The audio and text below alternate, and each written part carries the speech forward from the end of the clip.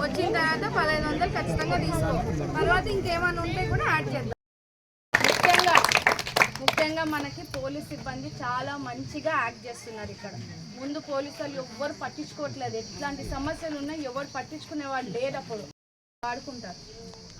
అవసరమే లేదు. చెప్తున్నా కదా, అడుక్కొనైనా తిందాం, నష్టం లేదు. మీకు ప్రభుత్వం అండగా ఉంటుంది. నీకు మేమున్నాము. నాకు శక్తికి మించి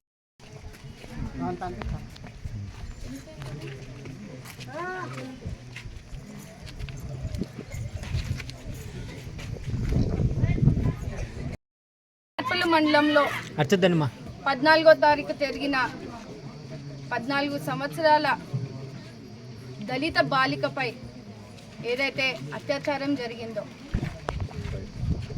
అత్యాచార ప్రయత్నం చేసిన ఒక జెరాక్స్ షాప్ ఓనర్, చాలా బాధాకరమైన విషయము.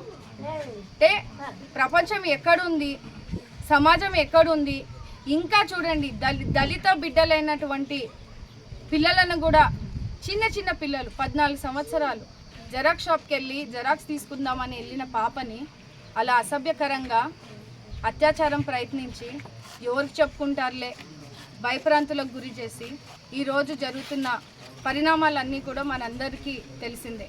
అంటే గారి ప్రభుత్వం ముఖ్యమంత్రి అయిన వెంటనే కూడా ఇలాంటి చర్యలని ఎట్టి పరిస్థితుల్లో ఒప్పుకోమని, మీరు చూసుకుంటే రాష్ట్రంలో ఎన్నో అత్యాచార కేసులు వస్తుంటే వెంటనే ఒక రోజులోనే 24 గంటల లోపే మన పోలీస్ డిపార్ట్మెంట్ వాళ్ళు కూడా చర్యలు తీసుకోవడము, ఈ సంఘటనలో కూడా పాపకు జరిగిన సంఘటనని వెంటనే తల్లిదండ్రులకు చెప్పడము, వెంటనే పోలీస్ సిబ్బంది వారు అదే రాత్రి ఆ జెరాక్స్ షాప్లో ఆ వ్యక్తిని, ఆ నిందితుడిని తీసుకొచ్చి SC ST అట్రాసిటీ కేసుతో పాటు పోక్సో చట్టం కింద పాప మీద అత్యాచార ప్రయత్నం చేసినందుకు వెంటనే కట్టి ఇవాళ అరెస్ట్ చేయడం జరిగింది.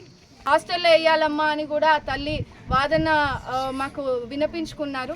ఖచ్చితంగా ఆడపిల్లలు 3 ఉన్నారు. ఒక అమ్మాయికి టైలరింగ్ చేస్తూ ఉంది. అమ్మాయికి కూడా సపోర్ట్ చేసి ఏదైనా టైలరింగ్ మిషన్ కానీ ఇచ్చే బాధ్యత తీసుకొని ఆ పిల్లకి సపోర్ట్ చేస్తాము. అదేవిధంగా 6వ తరగతి చదువుతున్న పాప ఉంది.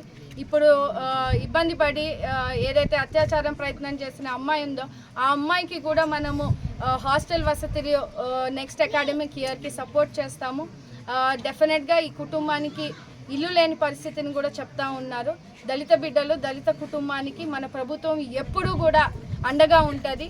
ఖచ్చితంగా పాపకి, కుటుంబానికి ఇల్లు ఇచ్చే బాధ్యత కూడా ప్రభుత్వం తీసుకుంటుందని ఈ సందర్భంగా తెలియజేస్తున్నాము.